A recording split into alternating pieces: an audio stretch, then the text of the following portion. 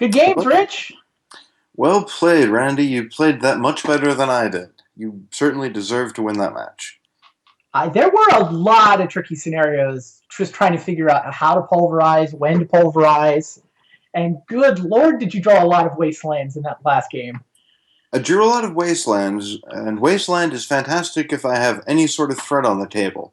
Right. But if I don't have a threat, either because I haven't drawn a threat, or you remove my threat, or I cast my threat into a chalice of the void that I've already played, then then all the wastelands in the world don't work. I'm just treading water.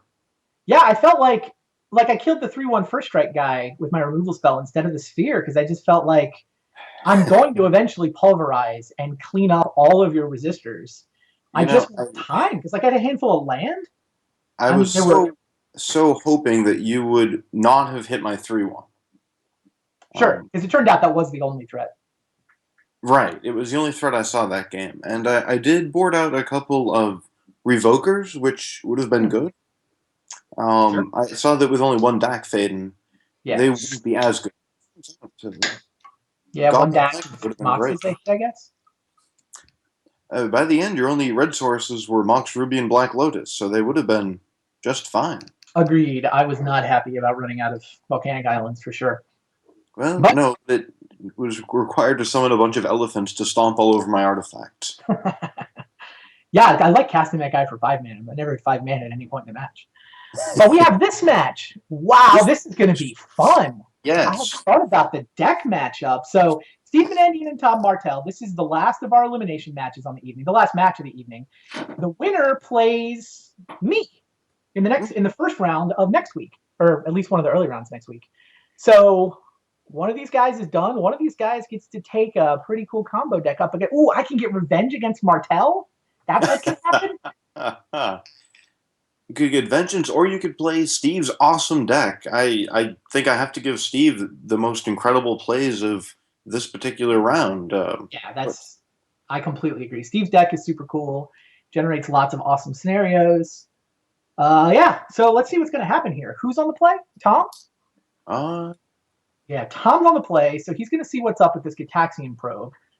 And mhm. what is up? What's up is turn one Oath off of a Forbidden Orchard, which is not actually a turn one kill, but feels like it in Steve's deck. Right. It's one of those setups that just makes you really want to play Oath. Exactly. Now the problem for Steve is that Tom has a Force of Will, and Tom knows that he's going to need Force of Will blue card. Tom even gets to Ancestral here because he sees that the coast is clear. Yeah, it's two Force of Will backed combo decks, and Tom's the one who drew the Force of Will. Right. So it looks like Tom's going to force Steve's turn one play, and then Tom will get to be able to use Thoughtseize to pick apart whatever's left of Steve's hand. Yeah, now Tom does have his Doomsday, but doesn't really have. Well, I guess he's got a Doomsday and a Gush. What he needs is an Underground Sea. He's one Underground Sea from winning the game next turn. Right. If he draws a land, there's a good chance he could win. Yeah, Dark Ritual. No, Dark Ritual doesn't quite get it done because the Gush won't turn on for the Dark Ritual. So, but I mean, if he draws Dark Ritual, he might like Ritual and then say go. Anyway, Steve draws a Force of Will, but he has no blue card, and that's actually one of the drawbacks of his deck is that it just doesn't have as many blue cards in it as Tom's does. Both the Druids and all that. But I mean, he has to go for it. I don't think Steve has any Oh, choice. no. You've got turn one Forbidden Orchard, Mox, Oath of Druids. It's insane if it resolves. You Right. just run it out there and see what happens. Absolutely. Steve's going to try to win the game essentially right here, and I don't think Tom's going to let him. I'm sure there's a part of Tom's brain that's considering saving the force should he draw an island, but I think that's just too He risky. let that resolve. Wow. All right. He let Oath of Not only, I Druids suppose, was resolve. there a part of his brain, there is a preponderance of his brain that was What on deciding to let earth that is happen. going on? Was that Oh, like that might be a misclick? That's oh, just we're getting word in the chat that that was in fact a misclick. oh my goodness. Wow. Well, so this actually could work out just fine for Tom. If he draws a land here, he can just go Yeah, off. he oh my goodness. Yeah, he needs an underground sea. Or Oh, that doesn't actually do it because he can't spend any of so his mana. He needs BBB for Doomsday. he has he has no. Well, if you find does finding a land here let him do this? I No, don't no, think so, because he can't cast the Doomsday, having no. spent a mana on Preordain. That's true. Now, Black Lotus would be interesting because he also has Yawgmoth's Will. Huh. Sure.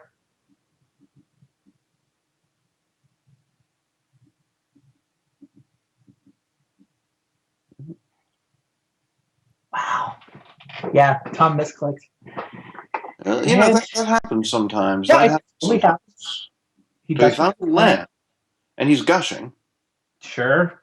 I mean, he's desperate. He knows that if Steve untaps and puts Grizzlebrand into play, which is what he's going to get with Oath of Druids, then And Tom concedes. yeah, Steve is going to have no trouble just drawing up a pan full of gas, playing a bunch of spells, and then using Burning Wish to go get Tendrils of Agony from his sideboard to win the game. So That's Steve Menendian wins game one in, I want to say the unlikeliest of fashions, but I saw the way he beat Luis in that second game. So I'm not even convinced that was the most unlikely game win. that's true. That was a misclick. Tom is saying in the chat that was a misclick. No, I know. I get that. I'm just saying. I thought the No. misclick is the craziest way Steve's won. Tom had cast Ancestral. Gush didn't see anything, and that was that. Yep. Wow. Awkward. Now, what happens for sideboarding? Tom has. Yeah, I want to look at these sideboards, actually. I don't know that either guy was thinking too much about this matchup. Like, Steve's taking a bit, kind of a left field deck. Right. Is Xanad Swarm good, right? I don't know. I mean, Steve has Force of Wills. He has counterspells in his deck. Xanthid Swarm is pretty powerful, and against any sort of Delver type deck, Xanthid Swarm is great because it shuts off not only the counters but even the burn spells that could go to the face if Steve is trying to use Bargain. The only downside is Xanthid Swarm could let Steve activate Oath. That's a good point. It's not like Tom has bad cards either. Like, right. Tom's whole deck is set up to discard cards, counter cards, and that's sort of everything. I mean, both players have these highly interactive, sort of blue-based decks, right? Just gain control of the game for long enough with Force of Will to get off your combo finish. Does Steve anything particular in his sideboard? His sideboard was like an anti-shops plan plus cards to use Burning Wish for. I mean, that's one of the things with a Burning Wish based deck like Steve's is that you have to put all these awesome sorceries in your sideboard so you can get them every game, like Yawgmoth's Will, Tendrils of Agony. But that also means you have less sideboard space to work with, and you just kind of got to leave that stuff there. That's true. It looks like Steve's deck is mostly cards that come in against Mishra's Workshop, as well as... when we were doing the shops matchup, I think it's literally every card is either a Burning Wish target or a shop plan card. I mean, maybe he wants like a random Nature's Claim or something against Grafdigger's Cage. I don't know. So it looks like Tom has a discard spell with backup, and that's going to be pretty powerful here, since Steve only has... Tom also has a turn 2 kill. He has a turn 2 kill with a Duress and a Misstep to defend it with. So it looks like Steve is probably going to Force of Will this Duress, I guess, and then he's going to Time Walk and then Time Twister. Well, he has to pitch one of those to the Force. Oh, that's true. That's true. So I guess just he can Twister, though.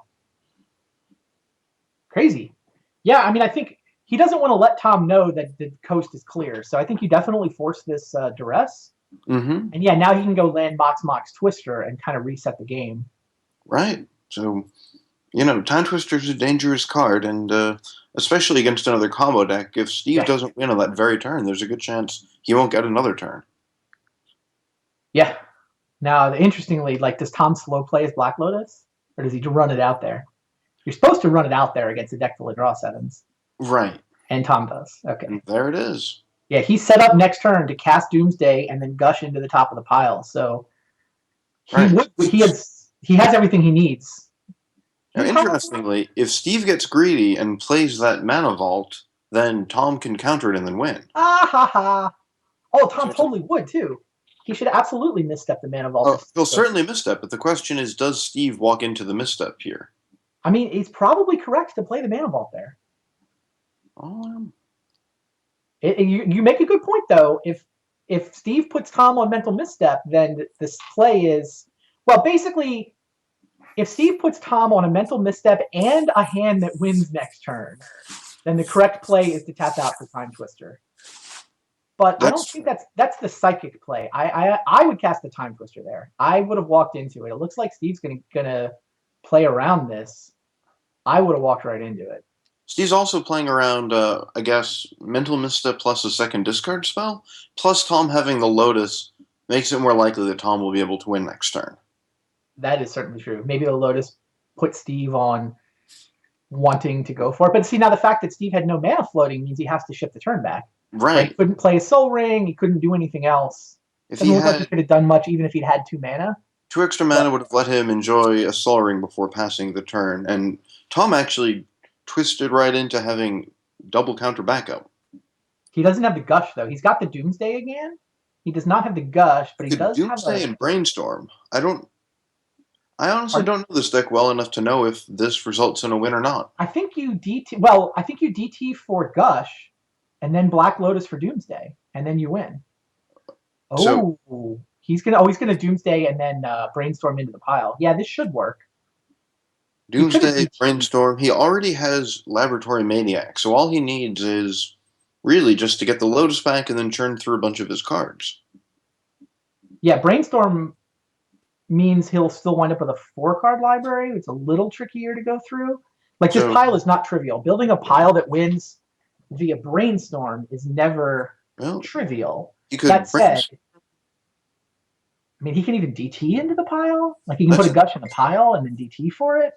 I mean, in theory, Black Lotus and then some Gitaxian and a bunch of Gitaxian probes would do this, right? He only plays either 1 or 2 attacks. Okay. So Gush has to be involved too. So Yeah, and I think maybe Brainstorm, you could DT for the Gush. Brainstorm, he'll have 1 mana open. Lotus will be involved. So Lotus, Ancestral Gush should do it, right? And then he'll be able to play the Lotus, play the Laboratory Maniac, Right. What's he Gush and gushing then into though? Ancestral, and If you then gush after a Brainstorm, you don't see any new cards. right, right. But So if you Demonic Tutor after the Brainstorm, hmm, yeah, it's a tricky pile. it is. So And Ancestral, I'm sure the pile's there. it certainly has to be there. I think Ancestral or Brainstorm into Ancestral, Gush, and Lotus, and then if the other 2 cards are like Preordain and or not Preordain, Gitaxian Probe. Oh yeah, you're right. If you Brainstorm into Ancestral, Gush, Lotus, you have a 4-card library. You Ancestral into it, and then you Gush. Yep, and that's exactly what Tom came up There it with. is. There, you solved And it. Steve awkwardly has Force of Will, and none of his cards are blue to pitch to it. That's the same problem he had previously. Hmm. Now, it wouldn't matter in this case, but Steve doesn't know that that doesn't matter, so I'm sure that's a frustrating experience. Yeah, note, by the way, though, that Tom does have Force of Will backup here, too. Right. Yeah, Tom had 1 turn 2 kill. Steve Menendian got off a turn 1 Time Twister to break it up. So Tom just turn 2 kills him off the Time Twister hand. No problem, easy game. I'm very impressed. Yeah, easy game when you don't accidentally click OK and let your opponent kill you. Yes, yes. All right, on to game 3. Well, these have both been 2 rather quick games. So we're seeing Steve's list here, and looking at his sideboard, there's really not terribly much he wants here. Mm-mm. Yeah, go back to Tom's sideboard. Does Tom have Grafdigger's cages that he might want? He doesn't even have them. Yeah, they're not great in his deck because he likes to cast Yawgmoth's Will. So Right. He doesn't really want to put a cage, Grafdigger's Cage into play. And he's there's not a lot of Oath, and he's kind of faster than Oath. He's got Nature's Claims to blow up Oath of Druids. And that's an angle that he could attack from, is to have some of that. It's true. It's also possible that he's not terribly concerned about Oath because Oath requires Steve to pass the turn. Now, sometimes Steve's going to get that turn 1 Orchard Oath set up, but there's not too much to be done. I don't know if Tom is concerned about sideboarding in cards that will only help in the face of that sort of nightmare scenario. Yep. Yeah, this is the kind of matchup. It takes a lot of practice games before you really understand what matters. And sometimes the answer is just play your main deck. Like your main deck has some discards, some permission, all the combo pieces. Like it's really easy to bring in sideboard cards that you think are good in a matchup and then accidentally just dilute your combo deck to the point where you Right. can't win anymore. I'm staring at Tom's main deck, and I can't see anything he might want to cut. I mean, maybe a basic island, but that's not very exciting, really. Um, Sensei's Dividing Top is good because it lets him play around any sort of discard and keep a float of Flusterstorm on top. So, yeah, I think those few duresses are the most exciting card for Tom to bring in. Now what? Steve will be on the play. Looks like he's got Tinker, but only 2 mana. Necro, but he can't cast it. That draws. He can cast a turn 1 Tinker by having Time Walk, Upkeep, Vamp for Lotus, and he can assemble this. Sure, but I mean, it's not like he has a Blightsteel. His Tinker gets Memory Jar. Yeah, that's true. And now it's Tom's turn to have a Force of Will and no blue card to pitch to it. So I'm. Interesting. Yeah, he brought in the duresses. I don't know what he took out. He has his main deck has 1 duress, so we know he brought in at least one of the 2 from the board. Tom's draw is Tom's draw is good unless he gets turn 1, unless Steve does something degenerate on turn 1. And that happens a lot. Yeah, it does, which is tricky, right? I mean, do you keep that draw if you're Tom Martell? You can't defend yourself against anything on the first turn. You're hoping that you survive long enough to duress. I still like that draw. Yeah, he kept it. I think that's reasonable. And Steve's just going to run a Time Walk here, which also seems reasonable. The interesting question is whether Steve is going to Vampiric on his upkeep. It would let him. So he could also Vamp and then get a Necro on the table. The problem with Necro is that while an extremely good Magic card and a very cool and iconic one, it's extremely soft to discard. Not only because you only get a 7-card hand, but also because whatever you get discarded is exiled. True. Yeah, I can't in good conscience root for the Necropotence line because he's got the wrong art. I completely agree. The Mark Teeden Necropotence art is awesome and iconic. It probably is the right line, though. Even with the bad art Necropotence, I think it's still probably correct to just Lotus for Necro here. Yeah. I mean, Tinker's an option. He could Tinker for a jar and try to keep going. He'll have 1 blue mana floating if he does that. So it's not insane. There's a good chance Necro's better, even with this unfortunate artwork. Yeah, I mean, Tom doesn't have very many turn 1 kills in his deck.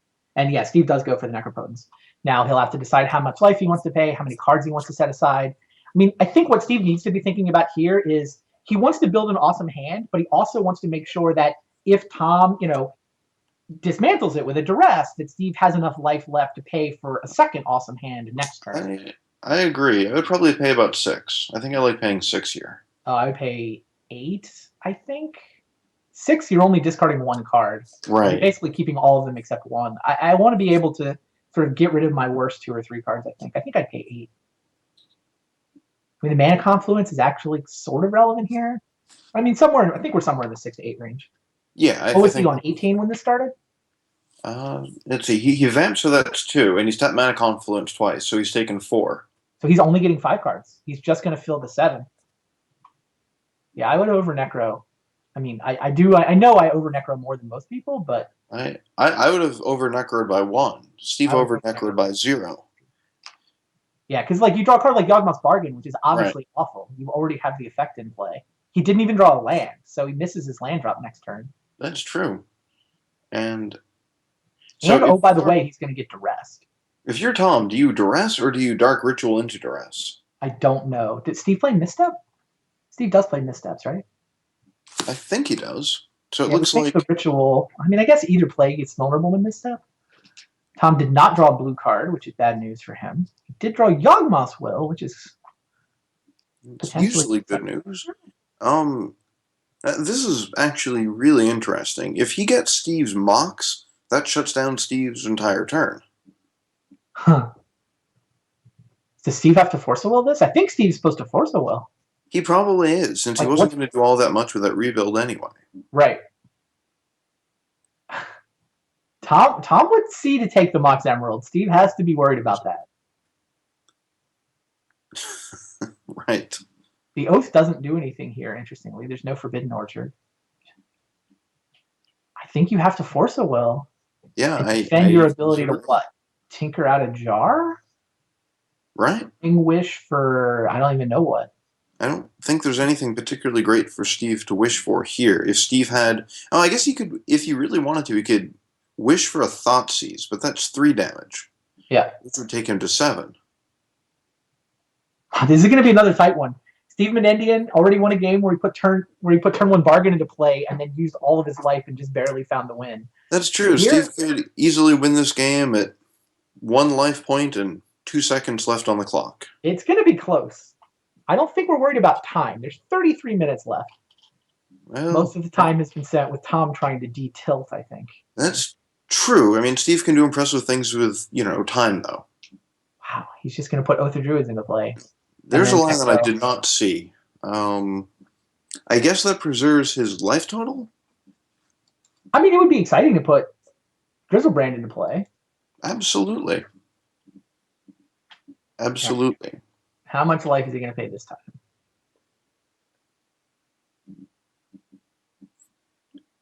5. So he over necroed by 5. So he's over necroing by 1, I guess because he knows that he has Bargain, and since he not only has Necro, but is about to have Gristlebrand, he doesn't need the trifecta. No, he's not about to have Gristlebrand. There's no creatures. Well, he found an orchard. Oh, he's about to have Gristlebrand the hard way. That's right. He could Dark Ritual into his demon, just like Richard Garfield intended. He has exactly enough. He plays a land, he plays 2 Dark Rituals, and he plays a Grizzlebrand. That's true. That's hilarious and awesome. All right. Bye-bye Yawgmoth Bargain. Now, can Tom draw a blue card ever? No. He can draw another Dark Ritual. So what is Tom has no way to draw on any cards, which means that he can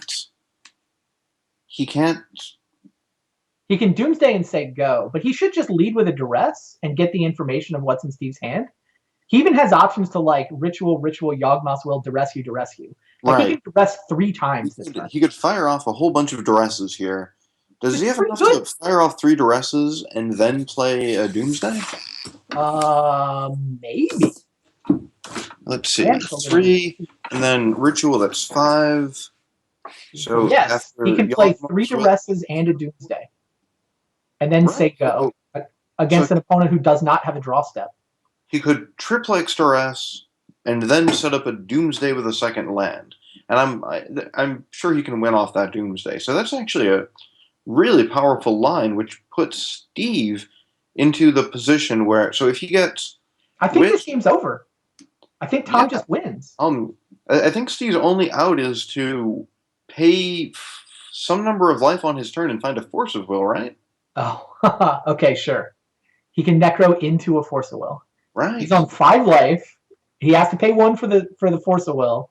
So he can Necro for 3 cards and hope to hit a Force of Will. Although he has to hit a Force of Will and a blue card, presumably, because Tom will Duress away the Tinker. Oh, that's true. So Tom's going to take Wish, Tinker, and a Dark Ritual. Yup. And then set up a lethal Doomsday. Wow, great game. Super cool game. And then, yeah, I'm pretty sure the Doomsday deck can win off 2 lands and a Gush, right? Oh, I would think so. I mean, he can put Dark Ritual on top too. Like he has to say go, but Steve has no draw step, so right. So what we think's going on? Tom, we think, is going to Duress. He can, after this Duress, he can play Underground Sea, Dark Ritual. That's 5 mana. Cast Yawgmoth's Will, going down to 2 black mana, floating. Ritual out of the graveyard up to 6. Duress down to 4. Cast Doomsday. He'll basically stack his deck with 5 cards that he wants. Steve will be minus a Ritual, a Tinker, and a Burning Wish. All Steve gets to do is Necro for 3 cards open for Force of Will. Tom just puts an Ancestral on top of his library, right? He Ancestrals into Black Lotus, Maniac, Gush, and then he gushes into something in a Gataxian Probe. Or no, he doesn't even need the Gataxian Probe, right? Because he has a draw step for one of those cards. So yeah. What makes this even more exciting, though, is that if somehow Steve manages to Necro into a Force and a blue card, he'll have assembled Orchard Oath. So Yeah, he Grizzlebrand gets will Grizzlebrand if he gets another turn. Now I don't. Tom has that Force of Will in his hand. I don't think he can use it for anything. And Tom sees the same line we do. This is great. Yeah, he already took. Oh, he took the Force of Will. Is he saying whatever? I don't care about Grizzlebrand. Okay. Yeah, Tom took the Force of Will, so he doesn't even have to. Well, of course he was going to take the Force of Will at some point. Well, Okay, now he takes the Wish. they're all going to get taken. Yeah, you're right. He goes back for the ritual. I wasn't thinking about the order. It doesn't really matter. No. I mean, Ritual doesn't even do much for Steve because even if he were to Ritual out Grizzlebrand, he can't pay any life, and then Tom wins next turn. Correct. It's possible that Tom should have left Steve with the 2 rituals in the hopes that Steve will just run out his demon and then lose. Wow. Tom Martell, ladies and gentlemen. He spotted Steve game 1. He literally had the game 1 and instead just forgot to Force a Will. Misclicked through a Force a Will. It is. I mean, here in New England, at least, it's 1 in the morning. Oh yeah, no, and Tom's got a full-time job. He works. He went to the gym tonight. I know he's a tired man right now. But I'm just impressed by he's going to win this match basically 3-0. He'll either win this match or Steve will have an amazing set of draws off his Necker opponents. Like, and I like the fact that this isn't over. This is an exciting game. You're right. It's not over. I feel like Tom has played into the scenario where he wins, 98% of the time or something. Yes. So in my head, I'm already giving him credit, but Steve has absolutely demonstrated that he is perfectly capable of pulling out games that no one thinks he could win. So, and Force Blue card, I think, is just a win because I don't see any way for Tom to. Well, is Force Blue card a win? if Force Blue card is the win unless Steve mills himself out with Oath. He only has 1 demon left in his deck. Sure. So yeah, that's a good point. There are a few ways this could travel down the probability tree, but the most likely one is that Tom has just won this game.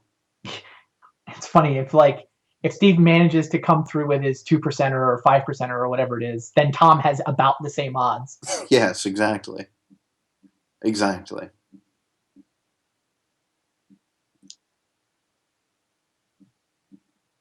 Tinker for Memory Jar would have done interesting things. Imagine there was a Memory Jar in play right now. You can't cast Doomsday when there's a Memory Jar on the other side of the table because your opponent will activate it. You can't win an instant speed in this deck. Right. I didn't even think of that. Was there a point where Steve could have tinkered out a Memory Jar? Turn 1, he could have, instead of playing Necro, just tinkered up a Memory Jar. Aha. On his previous turn, instead of writing up that Oath, he could have tinkered up a jar. Oh, yeah. If he tinkers... I like Tinker for Jar way better than Oath right there. Steve could have turned his green Mox into a Memory Jar. Right, and then both players draw 7 cards. It's just sitting there waiting for Steve to activate it. I have no idea how Tom wins if that's in play. So, in addition to everything else, Steve has a seal of you can't play Doomsday. And I get 7 cards whenever I decide I want them. Yeah, that's true. It's rare that you find Memory Jar used in a defensive way, but this would certainly set that up. Cool spot. Part of what makes these games in particular so cool is that both of these decks do such interesting and awesome things that when you throw them against each other, you get these really cool card interactions, like how Memory Jar can sort of prevent Doomsday from being a viable life decision.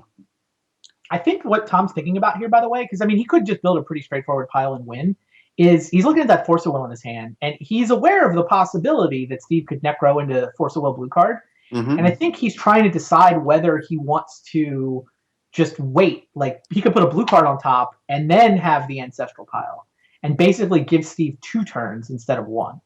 So I think what he would most like to do is set up a pile. So if Steve has Force, he still knows that Steve will end up getting to Oath. So what he probably wants to do is to have a pile where he can... But Oath doesn't win Steve the game until he attacks. Right. So He needs a he wants to hasty know grizzle. where the right, and Steve's not playing Dragon's Breath, so he won't get to Right. enjoy that. So what Tom ideally wants is a hand where if Steve forces the first card, then Tom passes the turn and then wins on his second turn. Yeah, that's what I'm thinking. I think Tom is he could build the straightforward stack and just assume Steve won't draw force of a blue card, but he's trying to take away even those last whatever 3% outs. Right, right, and there's no reason not to. Um, I can't. and I mean, I'm struggling to think of a reason not to. Like, what is he risking? He passes the turn to Steve. Steve plays Forbidden Orchard and Necros. right, Tom then says go instead of going for a win because he wants to draw both a blue card and the Ancestral. Then what does Steve do on that turn? Right? He's Necro locked. He has no draw step. He has whatever the 3 cards were. so I He think gets the oath up a even Grizzlebrand, but I, he can't do anything with I it don't because think Tom wants to pass the turn. I think Tom wants to set up, ideally, a stack where he does something, and then if Steve does have the force, then Tom plays something again next turn and wins. Because if oh Steve has sure. force blue card, then he'll be able to force Tom's force instead of Tom's gush. So it might be something like gush on top, followed by ancestral into laboratory maniac, Black Lotus, uh, and maybe a Gataxian probe. So It's tough to go for it 2 turns in a row though. I think it's better to just pass the turn once so that you get a blue card and an ancestral. so would Gush Ancestral, Lotus, Labman, Probe do it? Um, Is Steve you if gush Steve into the ancestral and something. The problem is if you gush, you can't ancestral because your library only has 2 cards in it. no, that's true. That's true. All right. Well, whatever Tom's doing, he's done it. All right. Obviously, ships the turn here. And we know from Steve's hand that his turn will consist of playing a land and can't play anything else, so he'll just spend some life points on the Necropotence, presumably 3. That's interesting as well. If he I guess if he yeah, 3, he can still force a will.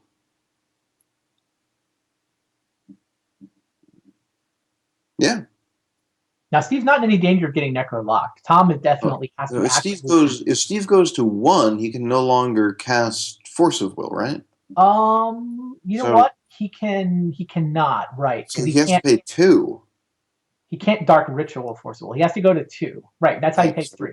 He already has paid to 1. he has to hope that he has Force Blue card on top of his library. Pretty much. Right. And we know he's not playing Brain Freeze. That would work too.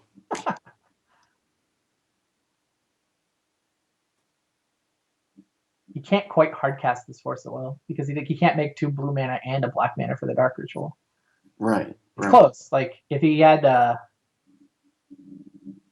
if either of those archaeological Mox dig instead of mana confluence. Well, no, that still wouldn't work. I guess you would need to have Lotus Veil instead of mana confluence. That would do it.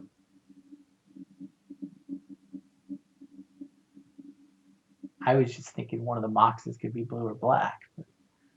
Wow, that's fun too. So yeah, Steve hits Force Blue card. He can activate Oath. Okay. Yeah, it's interesting to see how Tom plays this. Does he go for it next turn, or does he try to? Does he let Steve oath and go for it the turn after with Force of Will backup? Hmm. Or is there a line we've missed? That wouldn't surprise me. It's really been really interesting watching. Both Tom and Luis have been in these scenarios where they've got the game like well over 90% won. Mm-hmm. Like Luis, it was against you, right? Where he killed your Grizzlebrand, or no, it was against Steve. Oh, no. Dave defeated my Gristlebrand. Yeah. I All got right. What I does he got get? out Get a Gristlebrand. Mock City of Brass Burning Wish. So that's that. That's it for Well, Steve. If Tom has a win this turn. why did Steve went to 1? Oh, no, He that took can't be Force of good, Will out of play. So now Tom doesn't have to worry about Force of Will. right? Not possible. So, right. So now, So there's no reason for Tom not to just go for it. right. So his stack was Gush into what? Oh, Oh, tendrils! well, that's good. Tendrils of agony. Love it. Wow, That's that's great. awesome. Who needs to set up a Loud Maniac kill? Who needs to set the whole library? My opponent's got Necropotence in play. I only need the storm count of 1, and I win the game. If only I'm Steve pumped had about it. used the correct art for Necropotence, none of this would have happened, I'm sure. I agree. I agree. Karma was definitely on Tom Martell's side. So there's the bracket. 4 players have been eliminated. Steve Menendian now joins you on the sidelines with a 1-2 record. It was Luis and Bob who put up 0-2 records. What we've got queued up for you guys for next week, Chris Pakula and Eric Froelich will play. The winner of that will just sit and wait to see who comes out of the scrum in the loser's bracket. Loser's bracket will kick off with a match between me and Tom. The winner of that plays either Chris or Eric. Whoever loses, for that, we'll have to win 2 straight. That, if necessary there, we keep playing until all but 1 player has 2 losses. So either 4 matches for you next week or 5. And half the league left playing for it. Wow, there were some cool matches tonight.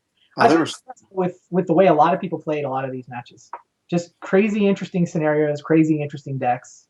this was a lot of fun, and just seeing these combo decks fight each other, it was great. There were some really awesome interactions, and it was a shame to see Steve eliminated because you saw him just scrape along the bottom of the barrel to find those wins earlier. Yeah, Steve and Tom are decompressing in the chat. It looks like Steve figured out that it was a Tendrils kill because of the cards that were removed from Tom's library. That said, it didn't matter. Even if Steve doesn't pay any life for the Necro, he still loses that game because it's a Tendrils for 6. Right, And now Steve is thinking I should have played Tinker instead of Oath. yeah. Well, Tinker is a trump with Jar sitting there. Yeah, I hard mean, for me I'll to lose admit, Jar in place of Tom Martell. I didn't think of Jar as a seal of preventing Doomsday. No, I hadn't really thought through that either, but that's what it does. Draws new hands, prevents the apocalypse. I didn't even think of that one. It does everything. But meanwhile, we never should have been in that game 3 anyway. All Tom has to do is not click OK on Steve's Oath, use the Force of Will that he's got, and he would have won that 2-0. So we do get a rematch between me and Tom. Oh. Tom, my deck betrayed me the last couple draw steps. The last draw step in particular. Any land or any blue card, I win that match. But we'll see if I can. But your deck did what it needed to do against me, and True. Deck has not thoroughly let me down yet. I'm happy with the 2-0. I'm happy to still be playing. yeah. I think the deck you're playing is really cool, and looking at it, it's so hard to play around Pulverize. Yeah, that's my new favorite card. I started testing that in the daily events, and it's just as soon as I resolved it, I was like, oh, this is what I do for the workshops matchup. I see. I need 2 of these on my sideboard. Right. I need to just play the whole game around it. I really do like that because if you compare your deck to something like Delver, a lot of your cards are just worse than the replacements they have in Delver itself. But having a bunch of elephants come into the marketplace and stomp on everything does a lot to undo all of that. I mean, they'll stomp out a couple of your mountains too, but yeah, it's just devastating. Yeah, and Cabal Therapy is a fun card to play with too. It is, definitely and super interactive deck with the you Cabal leave Therapies, in Cabal Snapcasters. Therapies. Did you cut any of the therapies against me? I did not. Because one of the things I was thinking, as I was thinking about how you were going to sideboard, is that I can keep cards on my hand to prevent elephants from stomping on them. But if I do that, you can just, have the Cabal Patriarch make them go away. Yeah, my first 5 cuts are easy. I cut the 4 Mental Missteps and the Flusterstorm. That's Right. easy. After that, it starts to get a little trickier. What I did was I cut Snapcaster number 3, just because he's kind of mana intensive. I like that. I cut Gitaxian Probe number 4, just because I don't like having to cycle through them with a bunch of spheres in play. That makes sense. And that may be all I had to cut. I think that's it. That's enough for the 4 or the 6 elephant themed cards on the mountain. Yeah, exactly. Yeah, those are. So I just have to cut 7, and that's 7. And The last move, I'm not convinced I'm correct. Like maybe I'm supposed to cut all therapy, but I think therapy's fine against. No, I was actually thinking about how good therapy is because normally in general, if there's some sort of massive board sweeper that your opponent has and you can't counter it, you want to hold a bit back. But therapy prevents me from holding anything back against you. It means that I can't just deploy half my cards and hold half of them back because if I do that, Young Pyromancer can arrive and then eradicate my hand, and then you sacrifice 2 mountains. Yep. So I think game one, I think that your deck's not as well set up as a Delver deck, but games 2 and 3, I think you're much better set up to take advantage of Pulverize as opposed to a Delver deck that Interesting. doesn't have the discard to make me regret keeping cards in hand. So I Yeah, how actually about that? really like that. All right. Well, Rich, it's late. I'm going to let you go to bed.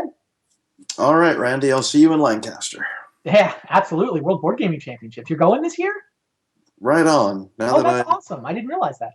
Oh yeah, I went once before, back before I became a grad student. Now that I'm done, I can actually go to things like that. Yeah, I'm used to seeing your dad there. I play board games with your dad all the time, but I mean, he Yeah. knows that I know you, and I mean, we talk about it from time to time, but I haven't actually run into you at one of these board game tournaments yet. No, And I haven't PhD's been done, on. so I more went gaming to now, huh? one.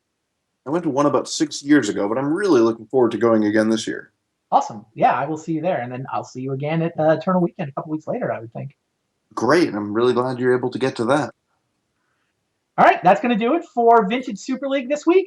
Come back next week where we will crown a winner, give away a foil set of power on Magic Online, and see who's going to auto qualify for the Super League Championships coming up in the fall. See you guys next week. Have a good night.